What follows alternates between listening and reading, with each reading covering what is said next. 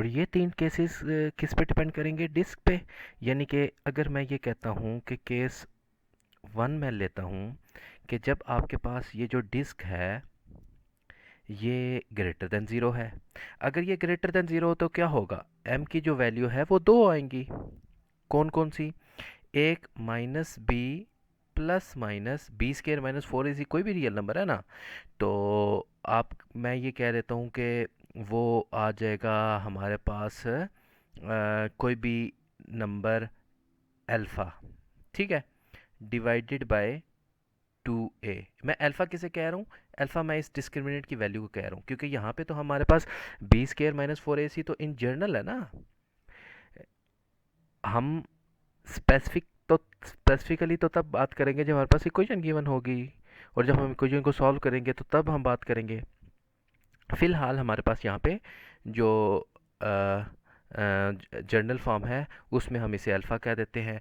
तो एक M one की वैल्यू मेरे पास आ जाएगी minus B plus alpha over two A, और दूसरे को मैं एम टू कह देता हूँ which is equal to minus B minus alpha over two A. तो हमारे पास दो सॉल्यूशन आ गए, ठीक है। अगर ये दो सॉल्यूशन हैं, ठीक है, ये कब सॉल्यूशन है? जब डिस्क्रिमिनेंट ज़ीरो के ग्रेटर होगा, ठीक है। अब मैं इधर ही साथ ही इसी केस के साथ ही मैं ये कहता हूँ कि अगर M1 हमारे पास एक सॉल्यूशन है और M2 दूसरा सॉल्यूशन है, अगर वो नोट करें ऊपर जो मैं सपोज किया था वो क्या था कि हमारे पास जो सॉल्यूशन होगा वो E raise to power M X होगा। लेकिन यहाँ पे तो मेरे पास m की दो वैल्यूज़ आ रही हैं। तो चले दोनों को मैं पुट करता हूँ। यानी एक को मैं कह देता हूँ कि वो सॉल्यूशन वन है which is equal to E raise to power M one X, और दूसरा है वाई टू, और वो क्या है? E raise to power M two X. M one भी सोल्यूशन है इक्वेशन का, एम टू भी सोल्यूशन है उसी इक्वेशन का। तो अब इन दोनों को हमने ज्वाइन कैसे करना है? उसके लिए हमने एक सुपर पोजिशन प्रिंसिपल पढ़ा था। Super position principle for differential equation. और वो प्रिंसिपल क्या कहता है कि अगर आपके पास कोई भी डिफरेंशियल इक्वेशन है और होमोजीनियस डिफरेंशियल इक्वेशन है, ठीक है, और उसके सॉल्यूशन है y1 y2 y3, तो उनका जो लीनियर कॉम्बिनेशन है, यानी कि y is equal to c1 y1 plus c2 y2 plus up to so on cn yn up to so on c1 yn is also a solution of that basic differential equation. तो यही जो superposition principle है, इसको अगर हम यहाँ पे use करेंगे तो हमारे पास जो सॉल्यूशन बनेगा y is equal to C one E raise to power M one X plus C two E raise to power M two X. तो ये बड़ी इंपॉर्टेंट चीज़ हमारे पास आ गई है, और वो ये है कि जब भी आपके पास डिफरेंशियल इक्वेशन में हम सपोजिशन करेंगे y is equal to E raise to power M X, तो हमारे पास जो इक्वेशन आएगी m की फॉर्म में, तो याद रखिएगा ये जो इक्वेशन है जो m की फॉर्म में आएगी ये हमेशा आया करेगी। इसको हम जो एक्सिलरी इक्वेशन बोलते हैं, या इसे हम करैक्टरिस्टिक इक्वेशन भी बोलते हैं। बाज़ लोग इसे करैक्टरिस्टिक इक्वेशन बोलते हैं, बाज़ लोग इसे हम कौन सी इक्वेशन बोलते हैं? करैक्टरिस्टिक इक्वेशन या एक्सिलरी इक्वेशन, ठीक है।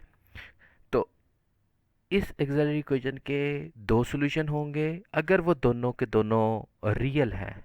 और वो दोनों रियल कब होंगे? जब डिस्क्रिमिनेंट आपका ज़ीरो होगा। जब डिस्क्रिमिनेंट ज़ीरो होगा then roots are real and distinct, ठीक है। रियल भी होंगे और डिस्टिंक्ट भी होंगे। रियल का मतलब है कि आपके पास इमेजिनरी नहीं आएंगे, और डिस्टिंक्ट का मतलब है कि आपके पास एक सॉल्यूशन अगर है ए तो दूसरा ए नहीं होगा, वो दूसरा डिफरेंट होगा, ए से डिफरेंट होगा, बी हो सकता है, सी हो सकता है, यानी एक टू सोल्यूशन है, एक सोल्यूशन है टू तो दूसरा 5 होगा या 2.5 होगा। तो ऐसा नहीं होगा कि दोनों के दोनों सोल्यूशन सेम हो जाए। अच्छा, अब हम बात करेंगे केस टू की। ठीक है, ये केस वन ख़त्म हो गया जी। ठीक है, केस टू मैं कंसिडर कर रहा हूँ कि अगर आपके पास डिस्क की वैल्यू जो है वो इक्वल टू ज़ीरो आ जाती है। ठीक है, disc zero equal to zero का क्या मतलब है कि ये जो B square minus four A C है ये ज़ीरो हो जाता है, तो अंडर रूट के अंदर तो ज़ीरो आ गया और ज़ीरो का अंडर रूट ज़ीरो होता है। तो हमारे पास जो पहला एम की जो वैल्यू है वो क्या आएगी, minus B over two A. तो m की वैल्यू हमारे पास आ जाती है माइनस बी ओवर टू ए। लेकिन अब प्रॉब्लम ये है कि हमारे पास m जो था वो इस एक्सिलरी इक्वेशन या कैरेक्टरिस्टिक इक्वेशन का था जो कि क्वाड्रेटिक है। और अगर क्वाड्रेटिक है तो क्वाड्रेटिक के लिए फंडामेंटल थ्योरम ऑफ अलजेब्रा हमें क्या कहता है कि nth order polynomial always have n root. यानी ये जो सेकंड ऑर्डर पोलिनोमियल है तो इसके तो दो सॉल्यूशन आने चाहिए थे। एक सॉल्यूशन हमने निकाल लिया minus B over two A, तो दूसरा सॉल्यूशन क्या होगा, दूसरा सॉल्यूशन फिर यही वाला होगा, यानी m1 m2 के इक्वल होगा और दूसरा सॉल्यूशन भी माइनस बी ओवर टू ए होगा। मतलब क्या हुआ कि जब भी हमारे पास डिस जीरो होगा तो रूट्स विल बी रूट्स यानी सॉल्यूशन विल बी रियल। पहली बात है रियल ही आएंगे एंड रिपीटेड। तो वो कौन से होंगे, रिपीटेड होंगे। ठीक है, एक ही सॉल्यूशन दो दफा आएगा। ओके, अगर ये चीज समझ आ गई तो अब रिपीटेड रूल के लिए हम क्या करेंगे, y हमारे पास जो फाइनल सॉल्यूशन है वो आएगा, सुपरपोजिशन प्रिंसिपल को भी यूज कर रहे हैं। एक सॉल्यूशन m1 है, दूसरा m2, m1 m2 बराबर है minus B over two A. तो फिर क्या होगा, y is equal to C one E raise to power M X plus C two E raise to power M X. वही superposition rule हमने use किया क्योंकि पहला सॉल्यूशन हमारे पास E raise power M M X है और दूसरा भी C two is equal to M M X है। अब मसला यहाँ पे एक और आ गया कि E raise power M X E raise to power M X C one C two. इसका मतलब है कि अगर हम इनमें से E raise power M X common में ले लेता हूँ तो मेरे पास C one plus C two रह जाता है, और C one plus C two क्या है, वो भी तो कांस्टेंट है। तो क्यों ना हम इसे y is equal to C E raise to power M X लिख लें। अगर मैंने y इज इक्वल टू, मैं इसे रेड कलर से लिख रहा हूँ ताकि मैं जो चीज़ लिख रहा हूँ बताऊँ कि ये गलत मैं लिख रहा हूँ।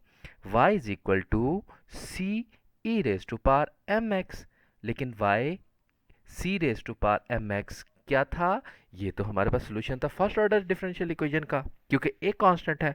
अब दो कांस्टेंट तो आने ही आने चाहिए। तो फिर हम क्या करते हैं, ये याद रखिएगा जब भी रिपीटेड रूट आ जाया करेंगे तो पहला रूट एज इट इज आएगा, दूसरे रूट को हम डिफरेंस पैदा करने के लिए क्या करेंगे, सिंपल x से मल्टीप्लाई कर दी करेंगे। यानी कि अब हमारे पास ये जो फॉर्म आ गई है, ये हमारे पास वो फॉर्म है जब हमारे पास दो सॉल्यूशन आएंगे m के, एक माइनस बी ओवर टू ए होगा और दूसरा भी माइनस बी ओवर टू ए होगा, यानी रिपीटेड सॉल्यूशन आएंगे। तो हम सॉल्यूशन किस तरह लिखेंगे हमारे differential equation, second order differential equation का, y is equal to C one E raise to power M one X लिखने की जरूरत नहीं है यहाँ पे क्योंकि M one is equal to M two है, तो वो इक्वल टू एम ही होगा ना। तो हमारे पास आएगा C one E raise power M X, पहली दफ़ा M X as it is, फिर दूसरी दफ़ा C two X time of E raise to power M X, यहाँ पे एक्स हमने एक्स्ट्रा लिया। ठीक है, ये सिर्फ और सिर्फ तब करना है जब हमारे पास रिपीटेड रूट आएंगे। ठीक है, अब हमारे पास केस टू भी ख़त्म हो गया।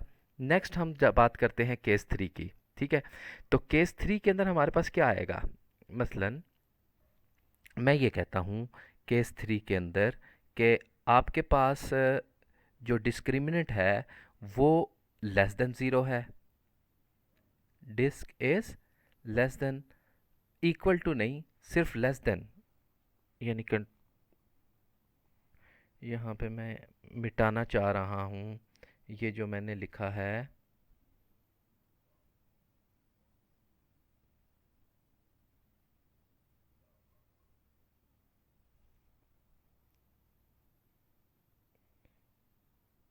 ओके, तो अब डिस्क लेस देन ज़ीरो का क्या मतलब है?